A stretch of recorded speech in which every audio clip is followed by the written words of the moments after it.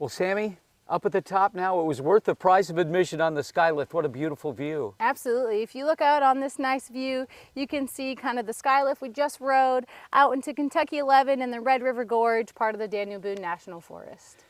This place has an incredible, wonderful, beautiful history, but it's also got, recently, a history of natural disasters, right? Yes, it does, unfortunately, but we were able to recover from almost all of them. So tell me about them. in 2020, 2021, us in Clay City and Stanton, which is like the next local town, we experienced a pretty heavy flood that did do some damage to like locator bridges on the park. We recovered from that. We were able to pick up with lots of team efforts.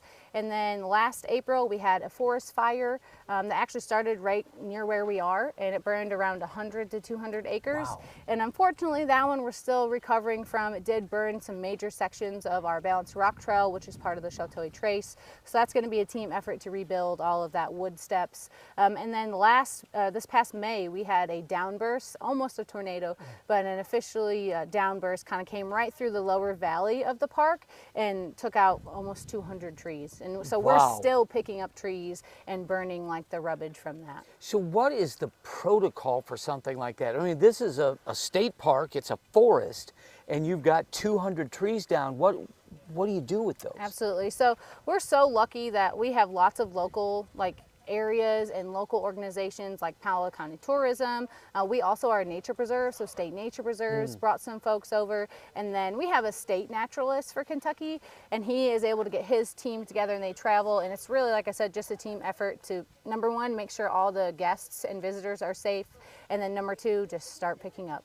It's a long process, but many hands makes light work, and we're able to get it done. Let's talk about safety, because this is such a gorgeous place that everybody should visit. At the same time, before you go, what should you do to be safe? Because there are a lot of trails and so forth. Lots of trails, lots of people, so it's a great question. I'm glad you asked.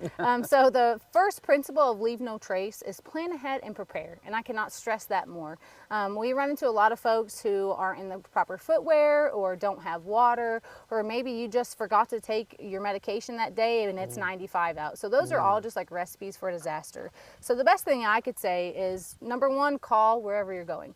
Call your local area, see what the rules and regulations are, maybe check the weather for the week. And then number two, based on that information, pack a pack that has everything you could possibly need.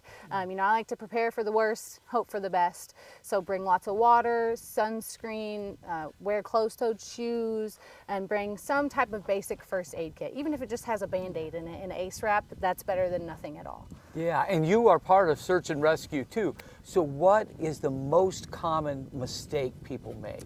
I think underestimating the trails and not wearing the proper footwear. So we just did a 500 elevation as well, but the trails also are a 500 elevation climb. So they're pretty steep. We are right in the middle of the Daniel Boone National Forest, so they are pretty rocky. So just having the proper footwear, like a boot rather than like a Croc or a sneaker, I think is the most important thing. And then going from there, you can, kind of take it at whatever level you feel is necessary for your group. When I hike with my family, I take double the stuff that I take when it's just me, But I think just kind of getting a baseline boot or a hiking sneaker is better before you tackle these trails.